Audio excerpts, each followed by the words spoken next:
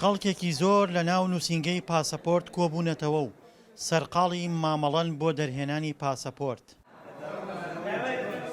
زۆربەی ئەوانەی لێرەن دەیانەوێت گەشتی دەرەوەی وڵات بکەن بۆ چارەسەر و عەمرە و خوێندن، لە کاتێکدا مانگانە ژمارەیەکی کەم پاسەپۆرت لە بەغداوە دەدرێتە هەرێم. ئەمەش قەرەباڵغەیەکی زۆری دروست کردووە. وەڵا بۆ ئەو خۆیزدا مەسە بەخوای گەورە نازام یەژێ دکتۆر هەچێکە دەردەگەی نادۆزێت و ئیسێژن سەردانی ها لە مەعیدەیشیە. ئیسە من جەوازێکم گەرەکە بچم سەردانی ئەو خۆیزامە بکەم ێژێ بەیانی دوو بەیانی بۆ تێرانی ئەوە. ئەمە ئەگەر خەڵک زەرور نەبێ حەز لەم سەرێشەیە ناکا بێتە ئێرە.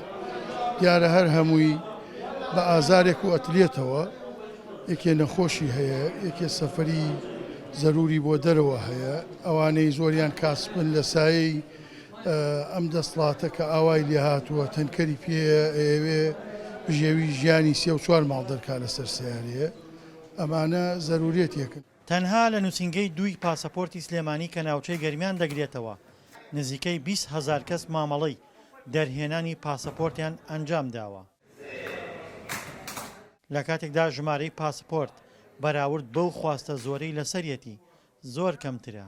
مانگانە جوازێکی زۆر کەمیت جوازی خام لە بەغداوە لەبەرەوەی زەختێکی زۆر لە سەرمانە، لەوێش جوازێکی کەمان بۆ ئەنێرن لە بەغداوە جوازی خام.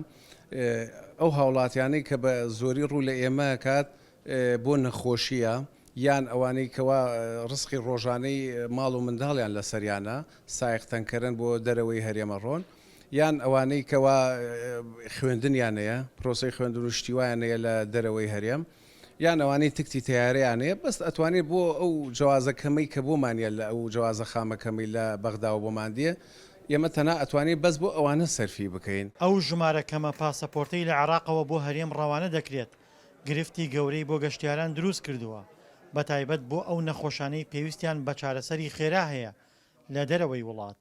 6 مانگ پێش ئێستا بەهۆی ئەوەی کە بەغداد هیچ بڕە جوازێکی بۆ نەناردین، کەسێک هەبوو نەخۆش بوو، چاوەڕێ ئەومانە کرد لە ئەو هەفتەیە کە جوازی بۆ سەرفکەین، بەداخەوە نزیکەی 1 مانگ جوازمان بۆ نەهات تا سەرفی بکەین بۆەوەی بڕات چارەسەری خۆی بکات لە دەرەوەی هەرێم، بەداخەوە چاوی لە دەستدا. ناردنی کەمی پاسەپۆرت بۆ هەرێم یەکێکی ترە لە گرفتەکانی نێوان هەرێم و بەغدا.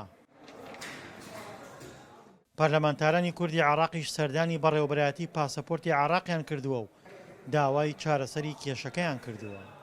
دڵشاد ئەنوەر، دەنگی ئەمریکا، گەرمیان.